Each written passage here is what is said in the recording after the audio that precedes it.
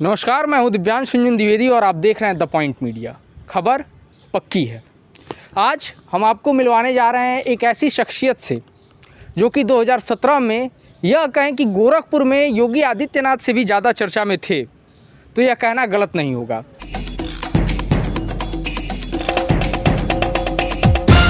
तो चलिए ज़ुबान पर लगे तालों को हटाते हैं और सीधे आपको मिलवाते हैं गोरखपुर विश्वविद्यालय के सर्वकालिक डायनामिक छात्र नेताओं में शुमार होने वाले अनिल दुबे से। सबसे पहले हम स्वागत करते हैं दुबे जी आपका द पॉइंट मीडिया पर। बहुत बहुत धन्यवाद मुझे अवसर देने के लिए कि आपके साथ मैं रूबरू हो सका। सबसे पहले हम अपने दर्शकों के लिए आपसे जानना चाहेंगे कि आपकी पारिवारिक पृष्ठभूमि क्या रही है। देखिए, मेरी पारिवारिक पृष्ठभूमि जो है बिल्कुल सामान्य है जी। मध्यम वर्गीय परिवार का हूँ मैं। कोई भी राजनीतिक बैकग्राउंड मेरा नहीं है, बिल्कुल सामान्य परिवार से। तो बिना किसी राजनीतिक बैकग्राउंड के आपने राजनीति में आने का फैसला क्यों किया? देखिए, राजनीति में आने का फैसला, चूँकि हम लोग हमेशा से सामाजिक रहे हैं जी।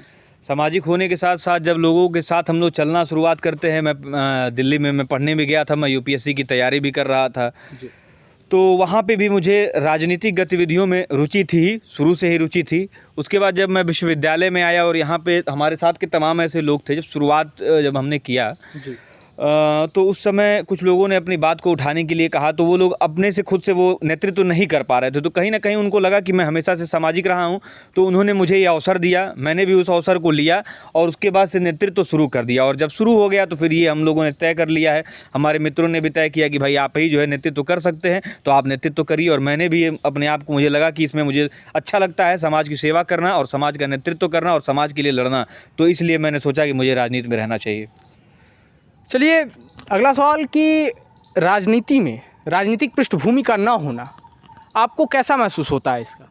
देखिए, ये तो बहुत ही संघर्ष का एक पॉइंट ऐसा है कि अगर आपके घर में कोई पहले से राजनीति में नहीं है जी। और अगर आपके घर में कोई बहुत पैसे वाले, अगर आपका बैकग्राउंड नहीं है, तो राजनीति आपके लिए बहुत ही संघर्ष का क्षेत्र है। तो मैं तो तमाम ऐसे युवा जो राजनीति में हो सकता है कि राजनीति का ग्लैमर देख करके या आबा काबा देख करके जो आने का प्रयास करते हैं, मैं उनको बार बार समझाता हूँ कि छोटे भाई हो, अगर संभव है पढ़ लिख करके अगर कुछ कर सकते हो तो वहाँ से जा करके समाज का बदलाव करो। और अगर तुम संकल्प ले चुके हो कि हाँ समाज में आकर के मुझे संघर्ष करना है और मैं हार नहीं मानूंगा, तुमको कई बार तुम टूटोगे, कई बार परेशान होगे, पर उसके बाद भी अगर लड़ोगे तो ज़रूर आओ। और वही परेशानियाँ मुझे भी होती हैं खुद से। आपको कहीं ना कहीं देखिए, ये जो पहले का एक समय होता था कि लोग केवल संघर्ष के बल पर पैदल चल दिया करते थे, आज का वो समय नहीं है। तो राजनीति में पैसा भी लगता है, राजनीति में संघर्ष भी लगता है, राजनीति में समय भी लगता है। तो ये सारी चीज़ों को आपको मैनेज करना अपने आप से ये बहुत ही मुश्किल काम है।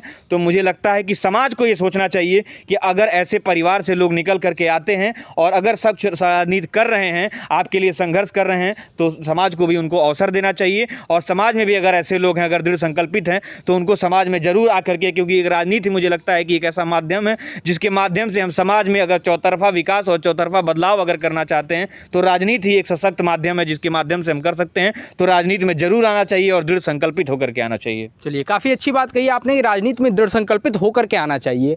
हम आपसे जानना चाहेंगे कि अब तक का आपका राजनीतिक सफ़र कैसा रहा है और उसके क्या क्या अनुभव रहे हैं? बिल्कुल, देखिए, मेरा तो बड़ा राजनीतिक सफ़र बड़ा खट्टा रहा है।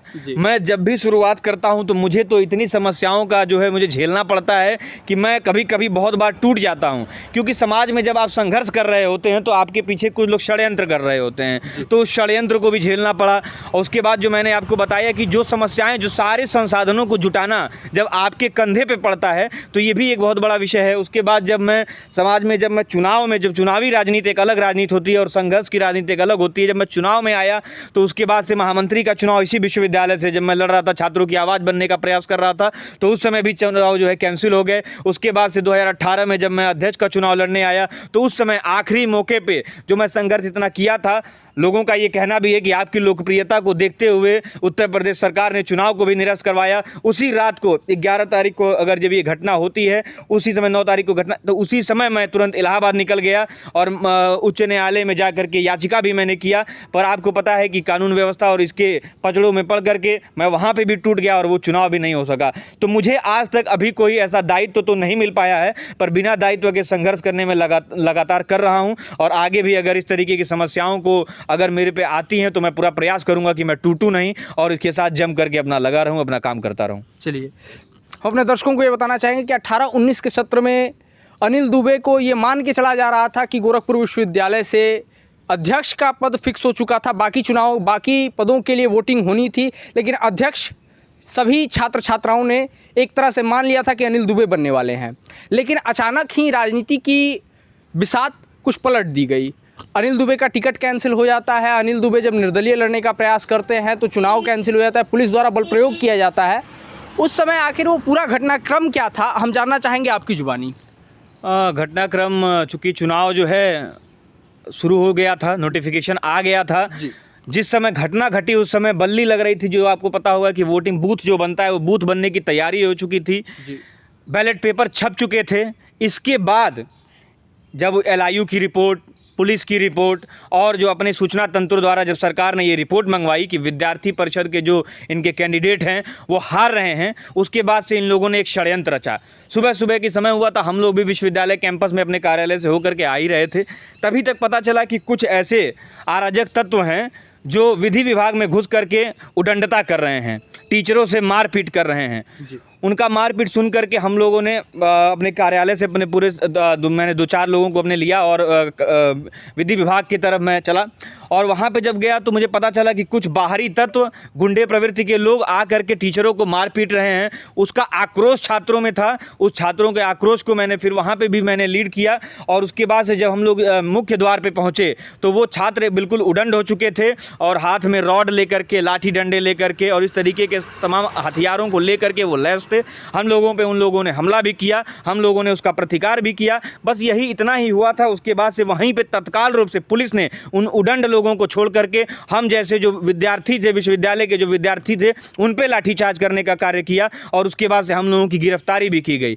उसके बाद ये सब अभी काम चल ही रहा था। तब तक शाम को ये आ जाता है कि जो यहाँ विश्वविद्यालय का शिक्षक संघ है वो लिख करके दे देता है कि शिक्षक संघ इस विश्वविद्यालय के चुनाव में भागीदारी नहीं होगा, इसलिए इस चुनाव को जो है कैंसिल कर दिया जाए। उसके बाद से उसी कुछ ही देर बाद जो टीचर को कहा जाता है, जो इनके लोगों द्वारा बताया गया कि इन्हीं लोगों ने आरोप लगाया कि शिक्षकों को मारा गया, वो फेसबुक पे लिख देते हैं कि मेरे साथ कोई घटना ही नहीं घटी।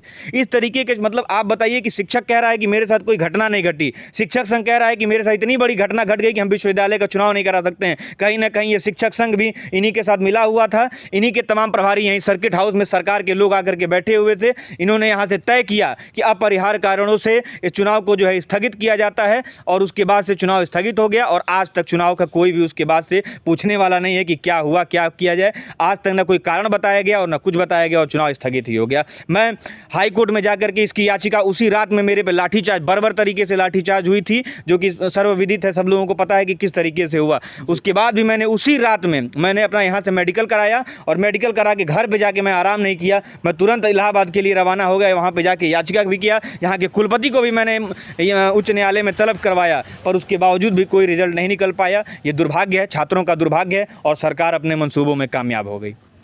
थोड़ा सा और पीछे चलते हैं इस पूरे घटनाक्रम के।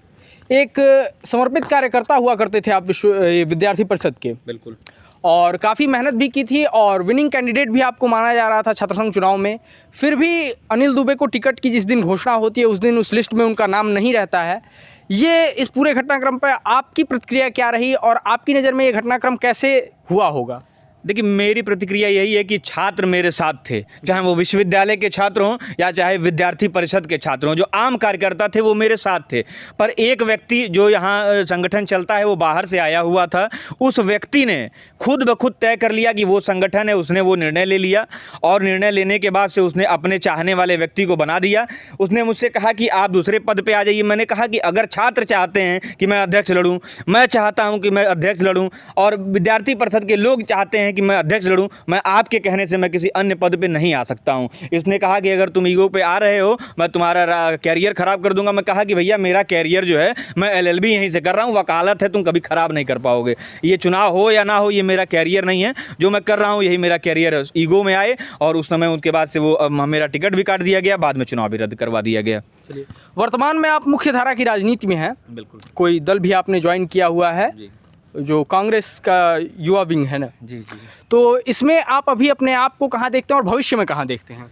जी देखिए, विश्वविद्यालय के चुनावों के बाद से वो सब तो जो प्रकरण हुआ वो हुआ, उसके बाद से समाज में जब हम लोग आकर के राजनीति करने लगे तो समाज में ही लोगों ने देखा कि जो ये सरकार, वर्तमान सरकार चल रही है, ये बहुत ही गलत कार्यों के द्वारा प्रचलित हो रही है। तो इन कार्यों को देखते हुए हम लोगों को लगा कि कहीं ना कहीं इस सरकार का जाना अति आवश्यक है। इसलिए मैंने सोचा कि अगर विपक्ष में जो सबसे एक मजबूत पार्टी है, कांग्रेस पार्टी है, उसको मुझे ज्वाइन करना चाहिए। और उसी समय जब मैं ज्वाइन कर रहा था, उसी समय मेरे मन में हलचल जब चल रहा था कि मुख्य धारा में किस पार्टी के साथ मुझे राजनीति करनी चाहिए, तो मुझे यहाँ पे दिखाई दिया प्रदेश में अजय कुमार लल्लू जी के नेतृत्व में कांग्रेस संघर्ष कर रही थी सड़कों पे, अन्य पार्टियां नहीं संघर्ष कर रही थी। उसके बाद से मैंने देखा कि यहाँ जो सर्वोच्च पदों पे बैठे हुए लोग जैसे प्रियंका गांधी जी जो प्रभारी भी हैं, वो भी आकर के सड़कों पे नेतृत्व कर रही थी, तो उनके द्वारा प्रेरित होकर के मैंने कांग्रेस ज्वाइन करने का काम किया है। चलिए, वर्तमान में आप मुख्यधारा की राजनीति में हैं, भविष्य में अपने आप को कहाँ देखते हैं आप?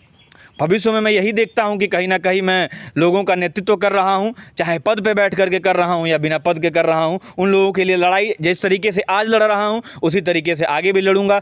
पार्टी अगर अवसर देगी तो चुनाव भी लड़ूंगा, पार्टी अगर अवसर नहीं देगी तो चुनाव नहीं लड़ूंगा। पर यह है, संघर्ष करूंगा। पार्टी मुझे संघर्ष करने के लिए अवसर देती है, मैं भी संघर्ष करने के लिए आगे आता हूँ, तो संघर्ष होगा, ये तय है। 17-18 के सत्र में एक नारा काफ़ी प्रचलित हुआ करता था, हर दिल अनिल। क्या आपको आज भी उस नारे की याद आती है? जी बिल्कुल। देखिए, छात्र संघ से निकला हुआ व्यक्ति, बहुत से लोग जो है नहीं आगे जा पाते हैं। उसका कारण ये है कि छात्र संघ में जो आपको मज़ा मिल जाता है वो और कहीं नहीं मिल पाता है। छात्र संघ की राजनीति एक अनोखी राजनीति होती है। छात्रों के बीच में, युवाओं के बीच में, जो ऊर्जावान लोगों के बीच में जब आप राजनीति कर रहे होते हैं, वो राजनीति आपको कहीं नहीं मिलती है। तो ज़रूर जो आपने ये नारा बताया, एक मेरे छोटे भाई ने इस नारे को दिया था, तो मुझे वो नारा बहुत याद आता है और मैं प्रयास करता हूँ कि हर दिल में मैं बना रहा हूँ। चलिए, तो ये थे हमारे साथ वर्तमान में यूथ कांग्रेस में प्रदेश महासचिव उत्तर प्रदेश के पद को सुशोभित कर रहे सर्वकालिक डायनेमिक नेताओं की, छात्र नेताओं की जो सूची बनेगी गोरखपुर विश्वविद्यालय के, उसमें निश्चित तौर पर अपना स्थान बनाए हुए अनिल दुबे जी, हम इनके राजनीतिक भविष्य के लिए शुभकामनाएं व्यक्त करते हैं। साथ ही साथ हम अपने दर्शकों से यह निवेदन करना चाहेंगे कि अगर आप ये वीडियो यूट्यूब पर देख रहे हैं तो हमारे चैनल को सब्सक्राइब कीजिए, और हमारे फेसबुक पेज पर देख रहे हैं तो हमारे पेज को लाइक कीजिए। बाकी जुड़े रहिए हमारे साथ, क्योंकि हम आपको मिलवाते रहेंगे ऐसे ही लोगों से जिनकी आवाज़ को कहीं ना कहीं षड्यंत्र करके दबा दिया जाता है। जुड़े रहिए हमारे साथ, क्योंकि आप ही बनते हैं हमारा हौसला। देखते रहिए द पॉइंट मीडिया, क्योंकि हम दिखाते हैं वो जो खबर पक्की है। कैमरा पर्सन बादल के साथ मैं Divyanshu Dwivedi, the point media.